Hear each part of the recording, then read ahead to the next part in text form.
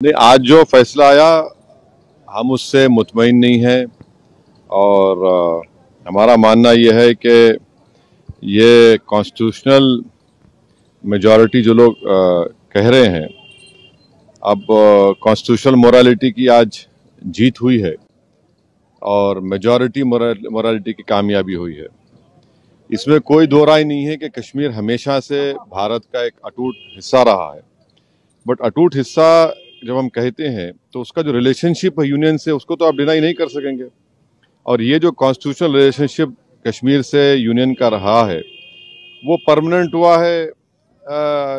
जो constituent assembly dissolve हुई है कश्मीर की।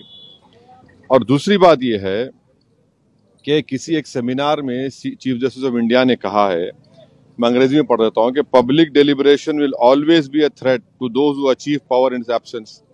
अब क्वेश्चन ये है कि जब आप एब्रोगेट कर रहे हैं स्पेशल स्टेटस, पूरे स्टेट को कर्फ्यू में लगाकर 356 लगा दिया आपने, इलेक्टेड असेंबली नहीं है, तो फिर कश्मीर में डिलिबरेट किसने किया बताइए हमको, किसने क्या डिलिबरेट किया?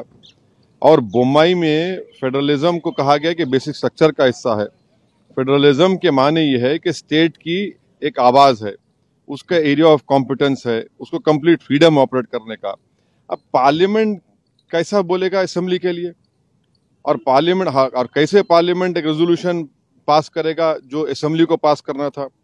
तो मेरे नज़र में 370 को जो एब्रोगेट किया गया है ये वायलेशन है कॉन्स्टिट्यूशनल मोरालिटी का। और जो एब्रोगेशन, बाइफर्केशन और डाउनग्रेडिंग हुआ है इस स्टेट के यूनियन टेरिटरी का, ये तो बहुत बड़ा धोखा हुआ है जो हमने कश्मीर के अवाम को वादा किया था।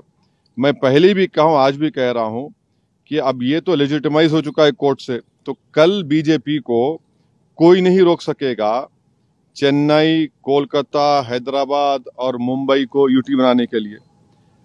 और इसका सबसे बड़ा नुकसान जो होगा आप देख लेना फ्यूचर में, डोगरास को होगा और लद्दाख के बुद्धिस्ट को होगा। वहां पर डेमोग्राफिक चेंज होगा। अभी से आप देख रहे हैं कि जम्मू में जितने राइस मिलें थी वो डोगरा के लोग हाथ से निकल गई।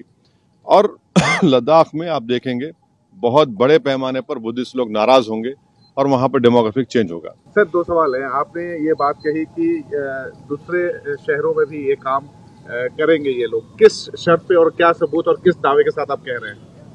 देखिए, आज आपने एक स्टेट को 3 यूटी बना दिए, वहां की असेंबली भी नहीं है, वहां 356 है।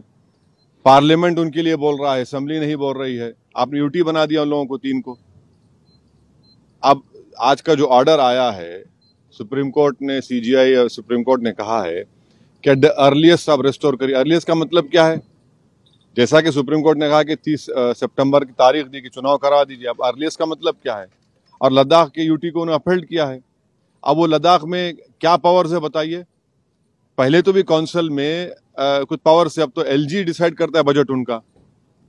तो ये आप कल किसी को भी करेंगे, आपको जरूरत ही नहीं है 356 लगाने की। आप कहेंगे कि भाई चलो ये लॉ एंड ऑर्डर मसला है और इन चारों को यूटी बना दो, तो खतरा है वो, उस खतरे से कोई इनकार नहीं कर सकता। जल्द चुनाव होना चाहिए, डेमोक्रेटिक वहाँ पे स्थापित होना चाहिए। चुनाव तो सुप्रीम कोर्ट ने कह दिया है। हमारे लिए आज का जजमेंट डिसअपॉइंटमेंट है। सुप्रीम कोर्ट सुप्रीम जरूर है, मगर आप स्टेट होल्ड को एट द अर्लीस्ट रेस्टोर को। अर्लीस्ट का मतलब क्या है? यानी आप यूटी कर दो और फिर आप बोल दो हाँ अर्लीस्ट कर दो। अर्लीस्ट कब होगा भाई? आप कब हुआ था? 2019, आज कितने साल हो गए? अब तक आपने रेस्टोर नहीं किया। अब चुनाव होंगे, चुनाव के बाद देखा जाएगा। सबसे बड़ा नुकसान तो जम्मू के डोगरा के लोगों को और लद्दाख के बुद्धिस्ट को होने वाले आगे जाकर। चुनाव लड़ेंगे अगर ऐसा होता है? डॉक्टर कमिश्नर ने कहा है कि हम अपनी राय दे चुके हैं।